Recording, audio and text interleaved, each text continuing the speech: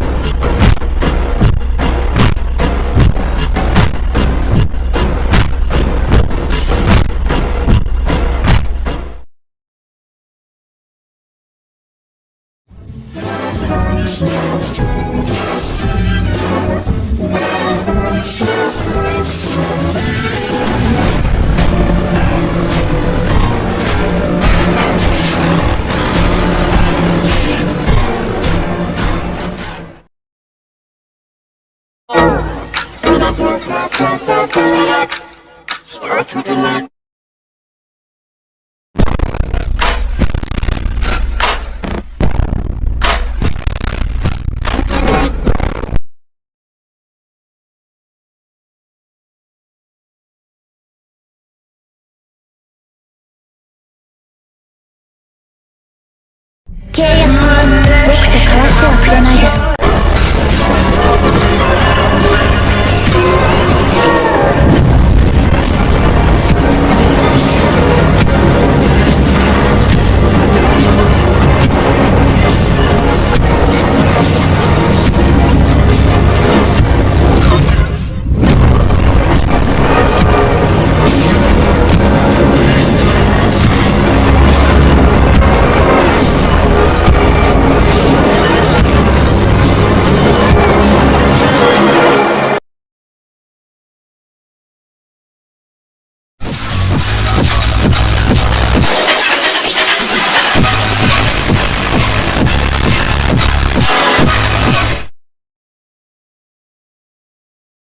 So, Subaru, I would like to form a contract with you. Are you interested? A contract with me?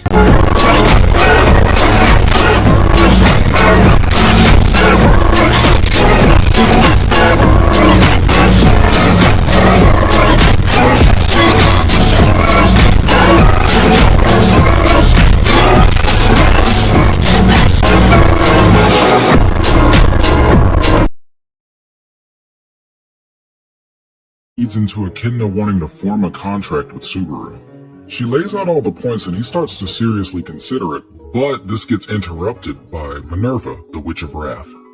She and Carmilla mention that Echidna is leaving out the negatives, and now we see that Subaru is quite the popular party guest. His mere presence seems to have invited other guests, those guests being Sekhmet, the Witch of Sloth, Typhon, the Witch of Pride, and Daphne, the Witch of Gluttony.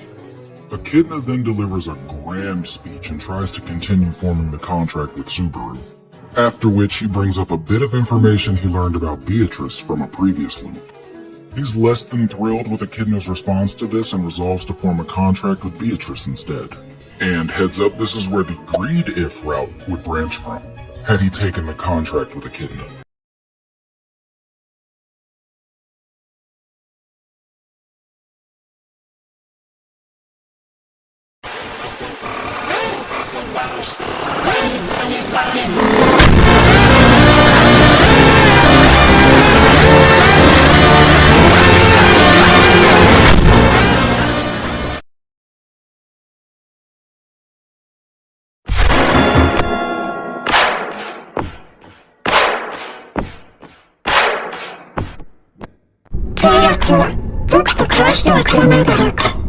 Natsuki Subaru.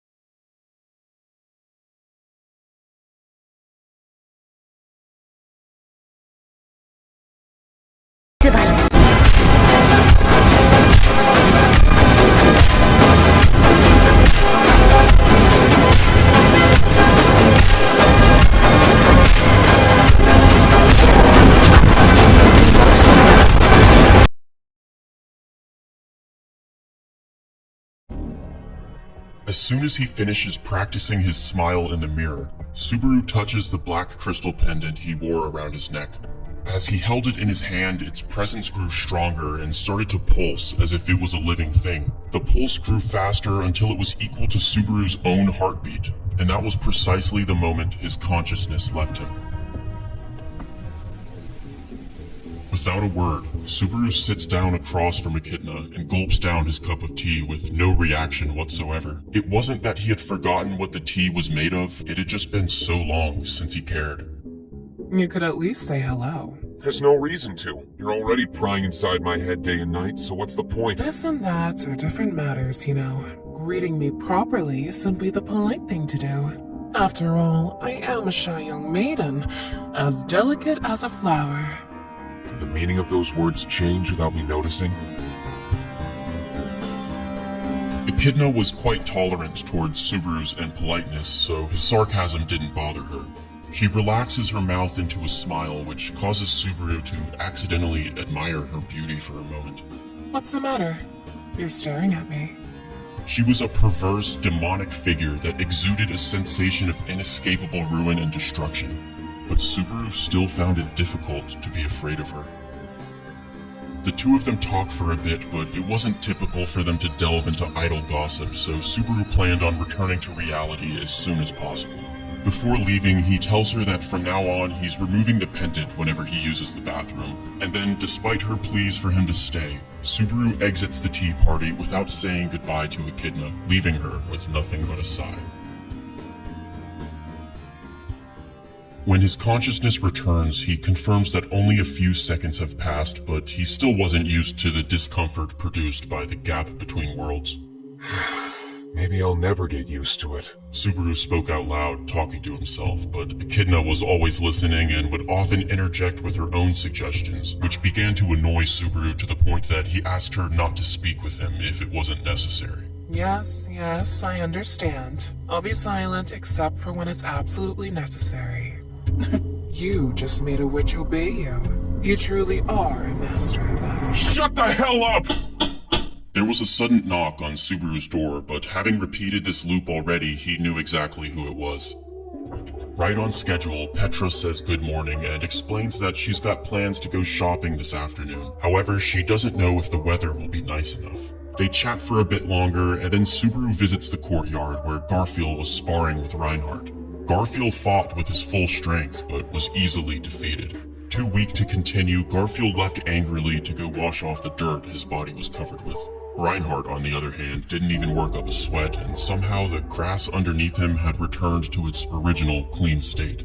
The thought of Reinhardt as an enemy gave Subaru the chills, and that's exactly why Subaru secretly led him to join the Emilia camp about a year ago. By convincing Felt to drop out of the royal selection and abandon the Estrella family, Subaru caused Reinhardt to feel depressed and out of place. With nowhere else to turn, he accepted Subaru's offer to support Emilia, but after being abandoned by Felt, Reinhardt was never the same.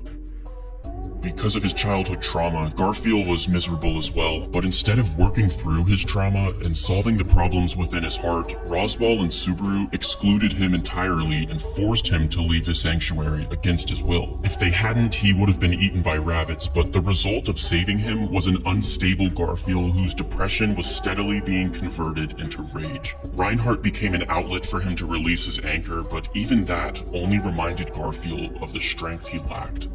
Talking with Garfield and Reinhardt wasn't intentional though. Subaru just happened to run into them on his way to the library. The mansion's library was actually where Subaru's daily routine was supposed to begin.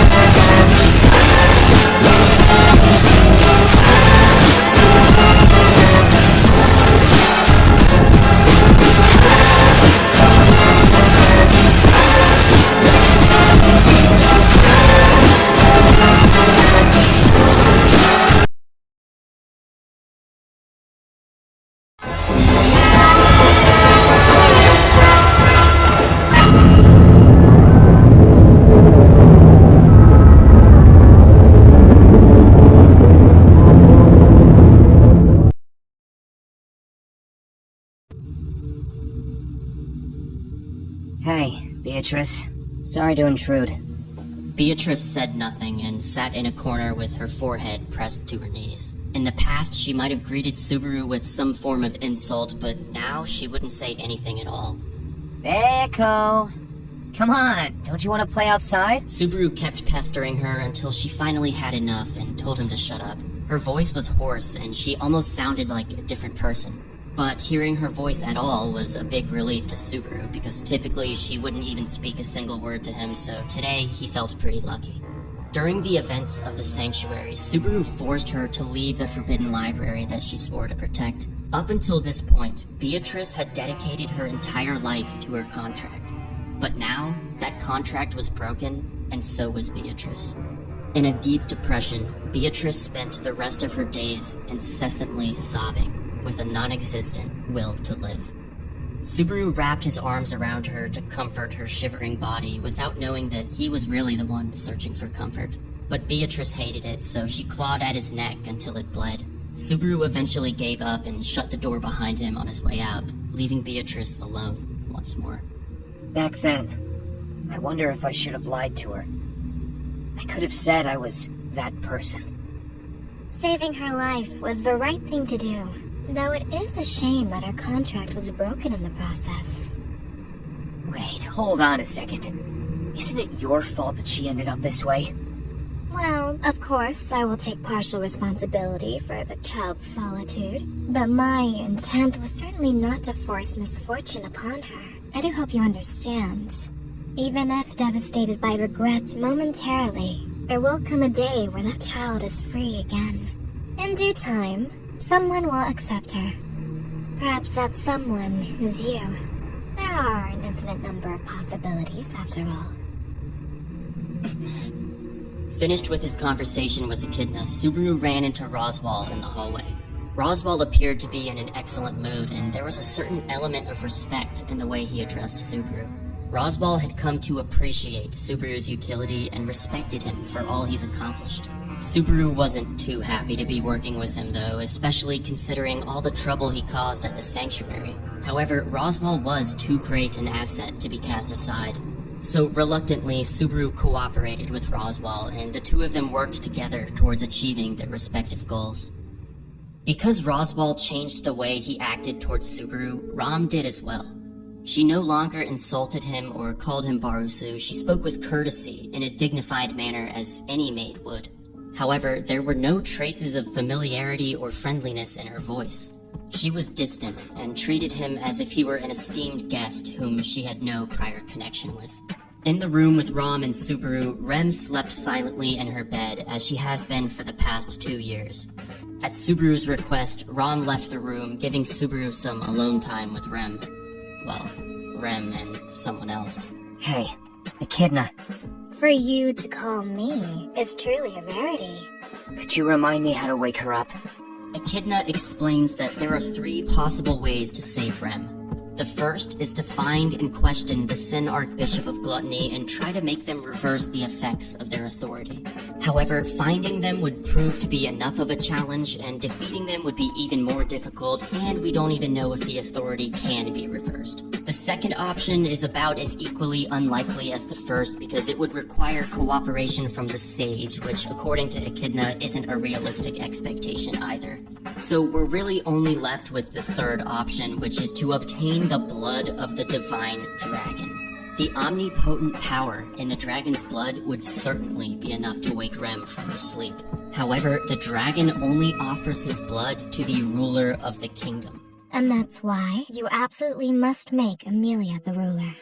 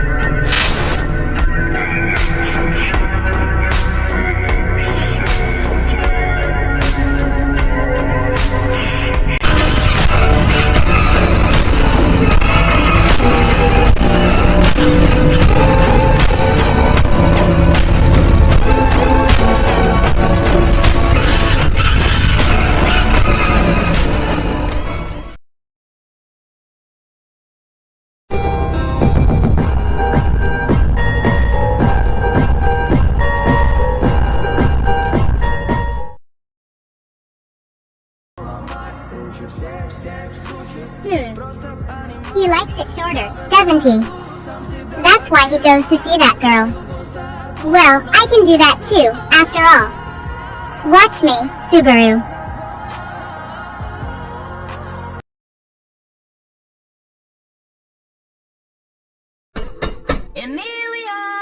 Subaru knocks on Emilia's door, and Emilia knocks back from the other side. She lets him in, and they have a nice little flirtatious interaction, but Emilia changes when she notices the scratches on Subaru's neck. Immediately, she realizes that Beatrice was the one responsible, and then a large quantity of mana surges out of her body. The air starts to freeze, and Emilia loses control. Soon, the mansion and everything around it will turn into ice. Emilia, calm down! Everything's alright. Hey, Emilia, look at me! Subaru hugged Emilia's body and desperately called out to her. Eventually, she snapped back to reality after seeing Subaru smile at her. Earlier that morning, Subaru had practiced his fake smile in the mirror because he knew Emilia would need it. If she had continued to freeze the mansion, Reinhardt would have had no choice but to stop her, and Subaru probably would have had to use Return by Death again. So luckily, the fake smile worked, Emilia calmed down, and the mansion was safe again. Emilia was so different from before because what she saw in the trial brought back painful repressed memories that continue to haunt her relentlessly. And because Subaru took the trials for her, she was never able to overcome her traumatic past, resulting in an unstable, incomplete version of Emilia that was now entirely dependent on Subaru. I bet it would be more convenient for you if she were an emotionless doll that followed your every command. Subaru tried his best to ignore Echidna, but sometimes it was difficult to do so. Echidna disliked Emilia and would often make rude comments when she saw her. This really bothered Subaru, but not as much as the guilt did. He couldn't help but wonder if perhaps Emilia would have been better off without him. Whether or not he made the right decision was a question that constantly plagued Subaru.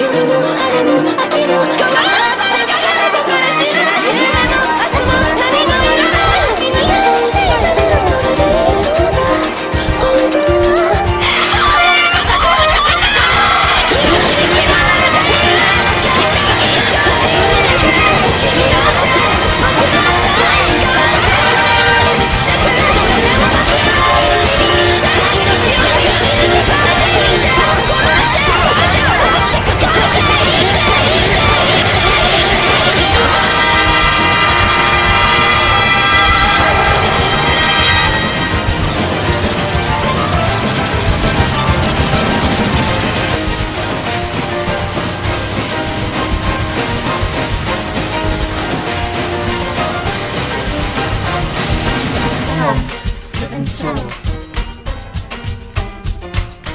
one was love, always free.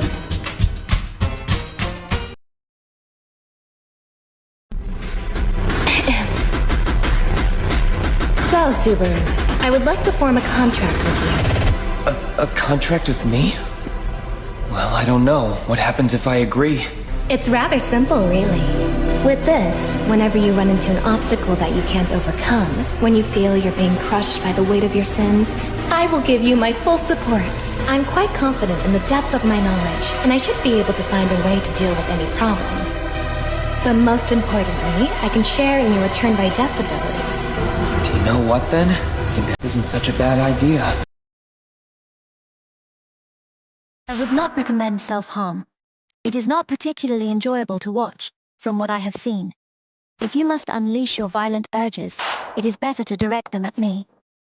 After all, was it not my suggestion when we made our contract? I told you that, when you could no longer bear the weight of your repeated deaths, you could use me as an outlet. You are free to punch, kick, or even strangle, whatever you like. Other things are fair game, too. Or would it comfort you more if I cried and begged, clinging to you for mercy? I am not particularly good at it, but it is not like I cannot do it. If it helps you let off steam, maybe it would not be a bad idea to learn such techniques. I could shed tears, plead for forgiveness, and even if you split my forehead, break my neck, and vomit on my corpse, I will forgive you.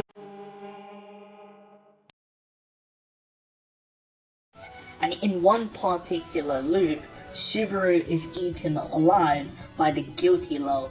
Upon his return by death, Subaru enters the witch's tea party and meets with Echidna, and this is actually some sort of tradition for him, because when he returns by death, he's able to meet Echidna and relay the information he's gotten, and then Echidna is able to give him advice and formulate a plan. The way he does this is by using a crystal, and this crystal allows Echidna to essentially access his memories from his failed loops, allowing Echidna to be caught up. However, Subaru is of course extremely broken from being eaten by the guilty Lo, and with Echidna's chiding, it obviously doesn't help, and this causes Subaru to lash out at Echidna, throwing the sharp crystal at Echidna's head and causing her to bleed and bruise from it. Echidna also notes that Subaru has violent days and calm days, and on this specific instance, Subaru's violent nature has won out. After seeing this outburst, Echidna offers her body to Subaru. After all, in return for making a contract with Subaru, she will do whatever's in her power to help Subaru get through his pain and trauma, and her solution is for him to take his anger out on her. And Echidna suggests that Subaru should just beat her, to punch her, to kick her, and that she's resistant to pain and humiliation, so Subaru can do whatever he wants to her. During this, Subaru tells Echidna to stop it. However, Echidna continues, saying that if he wants, she can actually be more emotional as Subaru beats her. She can scream, she can cry, she can beg for forgiveness. However, this just makes Subaru angrier, and he snaps. Subaru, consumed by rage, stands up from his chair and makes his way over to Echidna and pushes her chair over, which causes Echidna to topple on the floor. He then proceeds to wrap his hands around Echidna's neck and strangles her to death, snapping her neck. He then proceeds to vomit all over Echidna's chest. Subaru feels regret after he kills Echidna, and he remembers the feeling of her neck snapping. It feels so bad that Subaru starts smashing his head into the floor, wanting to forget about the feeling of Echidna's neck snapping. As Subaru wishes to die and continues to smash his head into the floor, he's touched from behind, and we see that Echidna hugs him from behind. Despite having a bruised neck and blood dripping down her face, she states that she will forgive Subaru no matter what he does to her.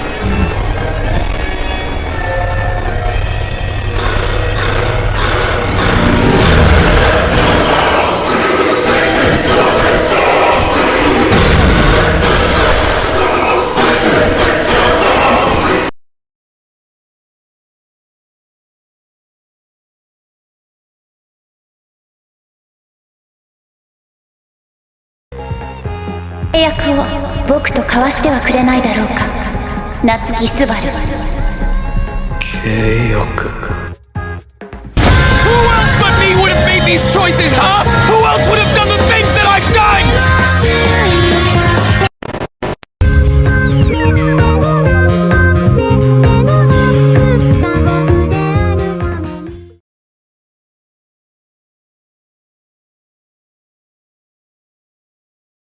A dream.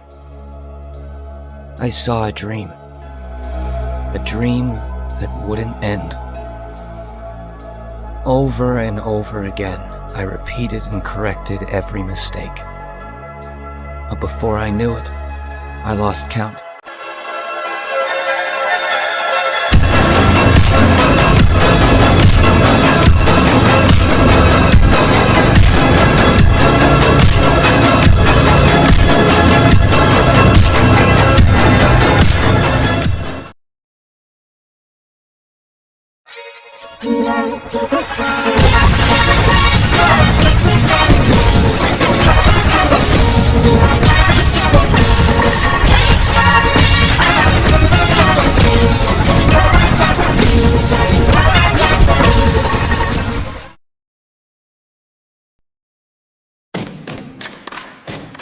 A dream. I saw a dream. A dream that wouldn't end. Over and over again, I repeated and corrected every mistake. Before I knew it, I lost count. I died over 100 million times. And yet there was still a place I wanted to reach. A wish I wanted to protect. No matter what, I had to save everyone. And that's why I took her hand. It hurts. It hurts. It hurts. It hurts. Am I dead? Am I still alive? When will I die? When will I die? When?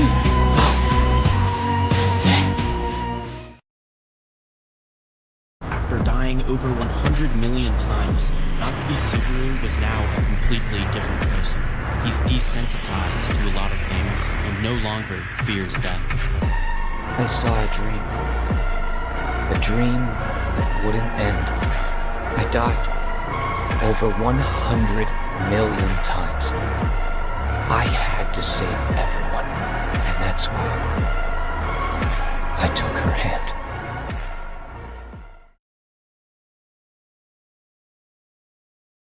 Who's keeping you safe? I do not need you to protect me. Death can have me when it loves me.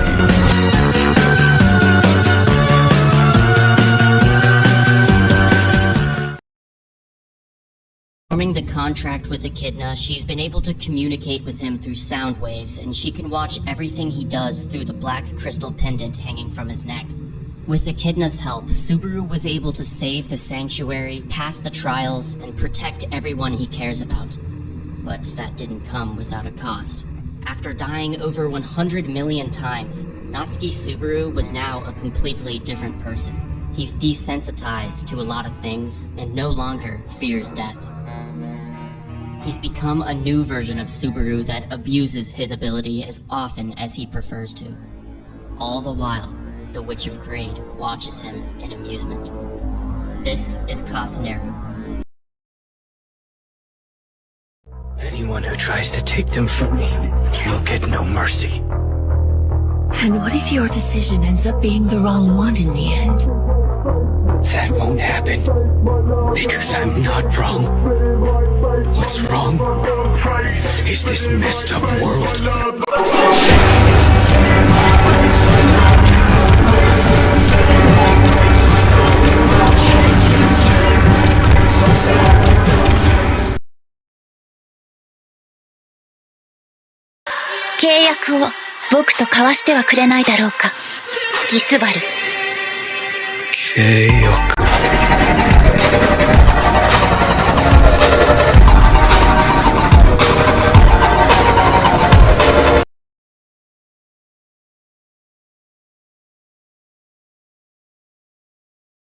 Whether or not he made the right decision was a question that constantly plagued Subaru throughout his daily life.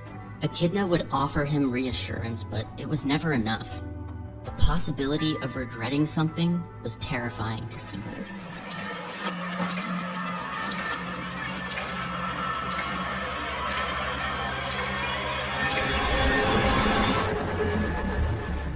After having a bit of a panic attack, Subaru hurried back to his room. He didn't want anyone to see him like this, but when he opened the door, he found a dark-haired woman sitting on his bed, smiling. Elsa was no longer an enemy. She wasn't exactly an ally, but in any case, she didn't pose a threat to Subaru anymore. In fact, Subaru was now her employer. She's been working behind the scenes doing the dirty work for the Emilia camp, and with Elsa's assistance, they were able to kill the Sin Archbishop of Greed and capture the Sin Archbishop of Wrath. However, Elsa's current assignment to track down the Archbishop of Gluttony was unsuccessful. Oh, Elsa.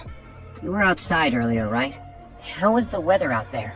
Elsa replied that the weather was fine, and Subaru nodded in confirmation, and then asked her for another small favor. I see. Thank you. Now, please take your knife and lop off my head. Oh, and try to make it painless. Elsa was a bit confused at first, but after confirming that Subaru was serious, she followed his order. Subaru's blood sprayed across the room and his consciousness faded away. With his final thoughts, he felt sympathy for whichever maid would have to clean up the mess. Elsa would sometimes question his sanity whenever he asked her to kill him, but would still obey him anyway, making her an excellent means of using Return by Death. When Subaru woke up, Echidna confirmed that he had reset to earlier that same morning. She also asks him why he used Return by Death, but he doesn't give her an answer. Once again, Petra knocks on the door and says good morning to Subaru. And just like in the previous loop, explains that she has plans to go shopping this afternoon, but doesn't know if the weather will be nice enough. However, this time, Subaru has a proper response for her. Rest assured, Petra. The weather's going to be nice today. so you don't need to worry. And that was the response he had died for. Subaru sacrificed his life to give Petra that information.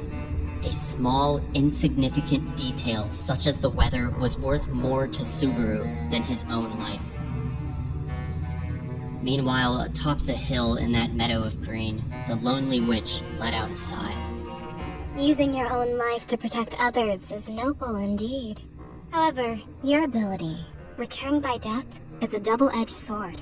If the lives of others become too desperately consequential, you can no longer value your own. With all the afflictions and hardships that Subaru went through, he was unconsciously led to rely on the witch. And with Subaru's return by death ability at her disposal, Echidna held the world in her palm. You truly are someone who can satisfy me. She swore to wholeheartedly assist the boy with his own goals however she possibly could, but at the same time, also intended to satisfy the inexhaustible curiosity of a witch. So from now forth, suffering and unreasonable fate would equally descend upon the boy for all eternity. His suffering would become her satisfaction. And that was the witch's love. Even so. A proposition that would remain sempiternally unsolved, and yet an enigma that would forever enthrall her. I must love always fade.